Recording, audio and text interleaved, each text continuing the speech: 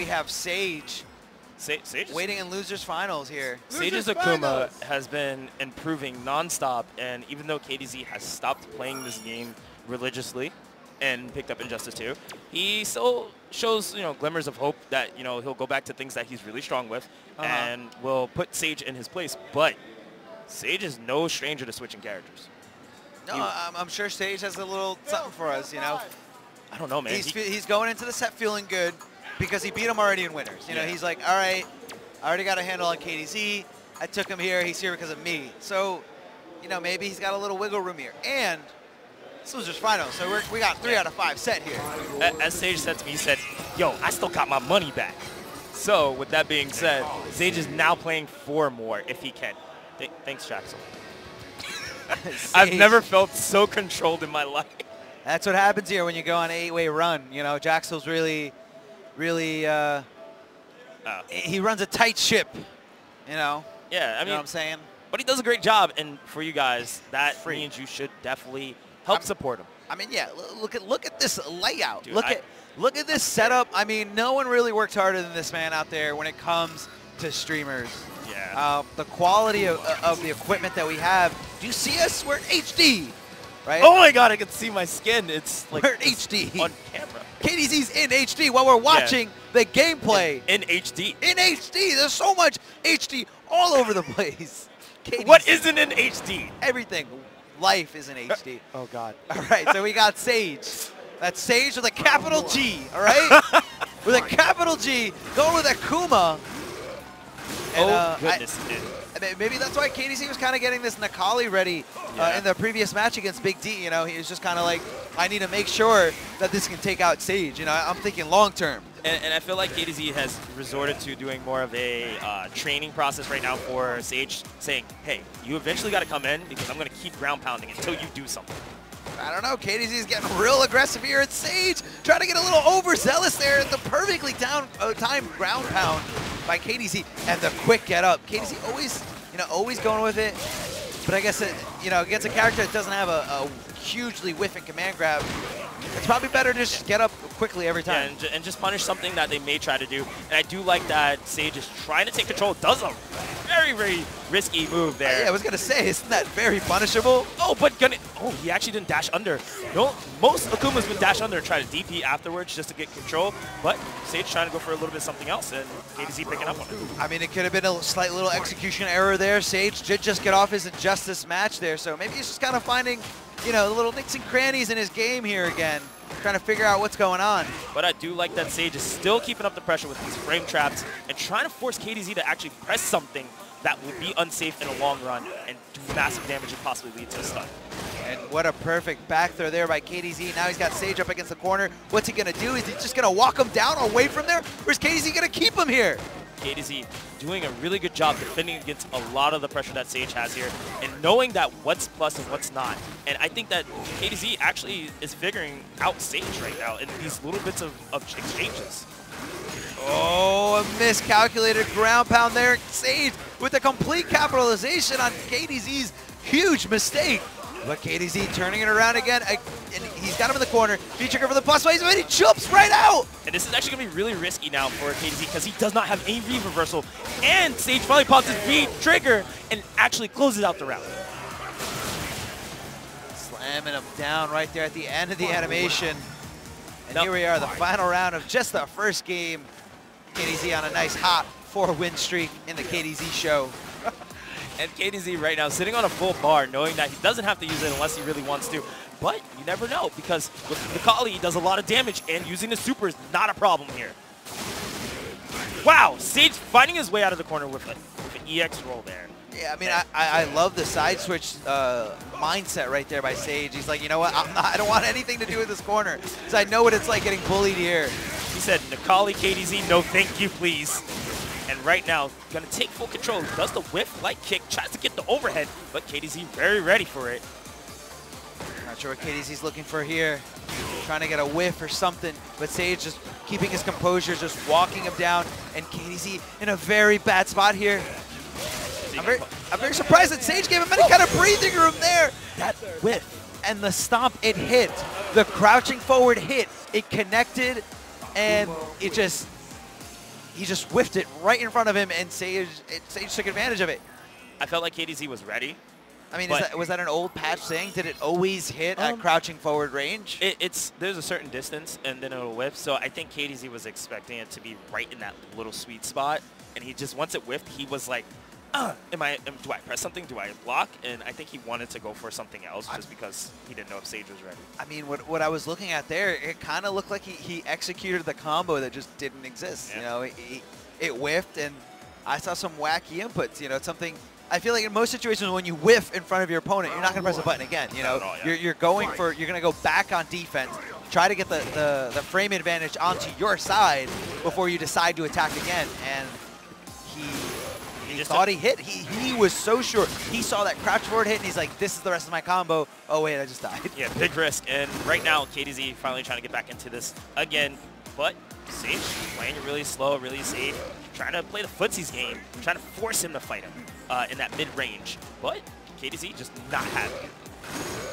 But I do like what he's doing here. He's trying not to rush the game, but I don't like what he did, just dashing forward there and eating that cross-up by SaGe. But he does turn it around here. A back-to-back throw here after that little tick. And SaGe actually reading that, he might go for another grab. And KDZ just being very patient, but finally getting what he wanted. And he's going to scratch to the corner, going to go for the command grab. And what is the setup? Oh, goes for a regular grab. Wins. Oh, and somehow just able to really get SaGe before he recovers from that jump in. You got to imagine SaGe is really not feeling too good about that, especially because he had the whip punish and he did not actually confirm it. Wow. Very interesting right there by KDZ, possibly a mistake, but trying to regain composure again. Oh, gets hit by the fireball. And then the overhead there by Akuma right after that little chop to the back of the neck. And both players kind of like missing a lot of their prominent combos, and it seems like, you know, that's what's also throwing them off too. Very nice combo by SaGe. SaGe gonna finally take control of the match.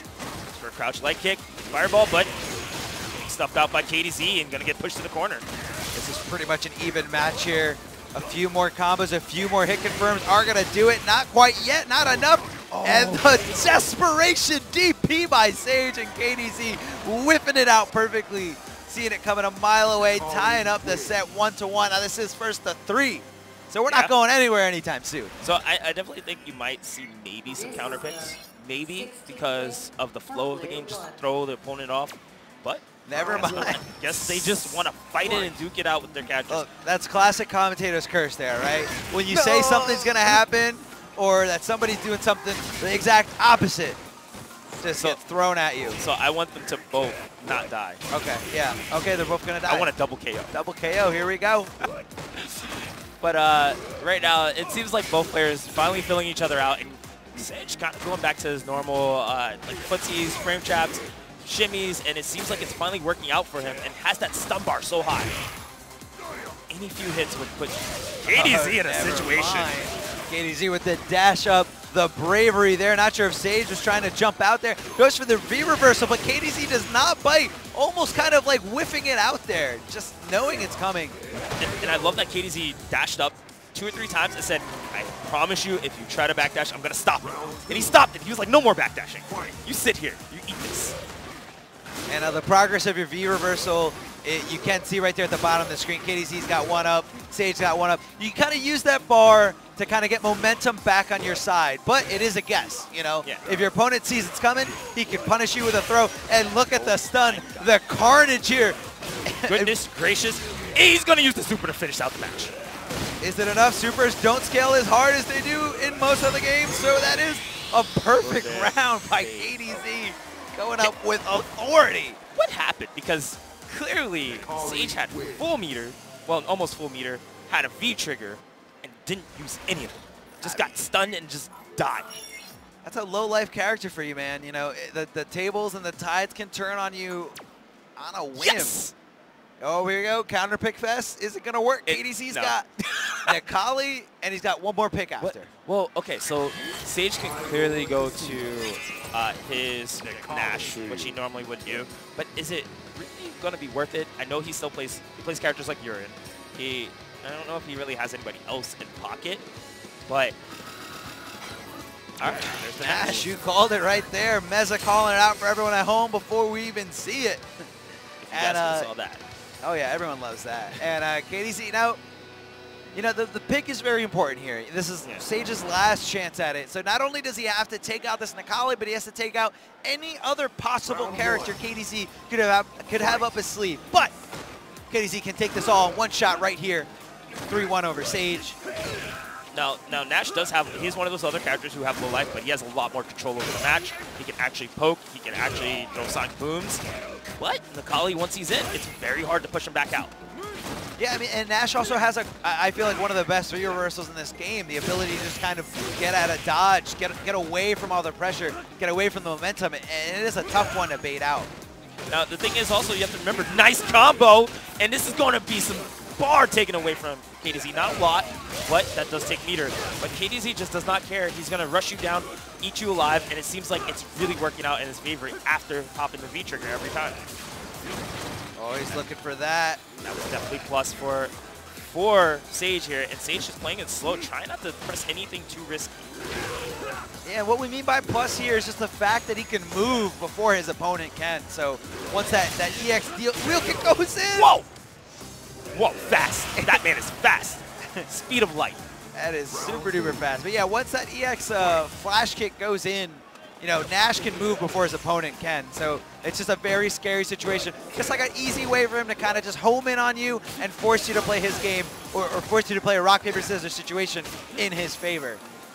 And the thing is that also I like right now that SaGe is doing, he's playing very patient, knowing that KDZ does have that full super bar and is willing to use it to get that meter back. But the backhand, it says, don't you jump, I have meter and I will use it.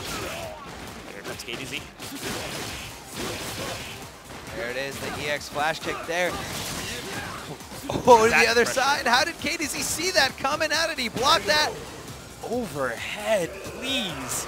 And you know, look, all right, I know we have a very unique little booth here, but in the corner of my eye, I saw KDZ react to that overhead. I saw him lift up his stick. So what might have happened there, he might have overextended that stand up. You get a jump, and in this game, this ain't Marvel. You can't block in the air. You're in the air, you're gonna get hit. So when you jump, you better think twice about it. So does he go to Armika? Because Armika is actually really strong in this matchup too. No, we're going with Ibuki with their nice hipster haircut, straight out of Brooklyn. I hate this one. I'm sorry. This one's terrible. Those are bangs straight out of Williamsburg. Just cut all her hair off, man. Because jumped on the L train, came over to New Jersey. What? This is the hipster girl alternate. Go home, Ibuki. All right, Ibuki, a lot of dangerous stuff here. You can see the progress of her kunais down there at the bottom of the screen. I guess it'll make more sense as you watch the match progress. Now you're going to see Ibuki in this matchup use a lot of her V-skill, which is that blue little like fireball looking type thing. Yeah. That is obviously a really, really strong footsie tool, but it seems like it does not really matter to SaGe. And SaGe is just keeping KDZ in check, saying you're going to have to play some real footsies with me. All right, one kunai was used here, but he does reload it. Keep in mind, guys, it is unsafe to do kunai without at least getting a knockdown or max distance, because people can rush down and knock you down before doing it. It does have a lot of recovery. And no whiff punish there by KDZ, but he gets the counter in here. The bomb is on the ground, extending the combo with the mix-up over to the other side. KDZ saying, you know what, I got a stun in this bag for you. And gonna be all fancy and drops the combo. Uh-oh, huge opportunity here for SaGe. Can he take this momentum back? Oh, gets the overhead, but KDZ actually jumping, which protects him in the air, allowing him to stand fast. This is so scary. Uses the pressure from the EX kunai, which keeps him in place. And the overhead there does connect. Is that safe on block? No. No. He just went for it. SaGe could have ended, took the lights out. Took the life out of KDZ's eyes out right there, but KDZ comes out the victor, and he's on set point right here. And here comes KDZ, actually finally finding his way in and looking for that pressure, using that V skill that we talked about, and gonna get the stun. Back-to-back stuns in both games. Maybe SaGe just wasn't anticipating this character. Oh, and here comes SaGe, gonna put KDZ in the corner and saying, hey, I gotta reset for you too, but this is plus all of this. Why? Why is it all plus? It's all plus here. throws out that kunai, the extra little explosion there, giving KDZ the advantage he's looking for, and he connects the throw because of that gray health. Just nothing left for SaGe to take. This is truly the KDZ show right now.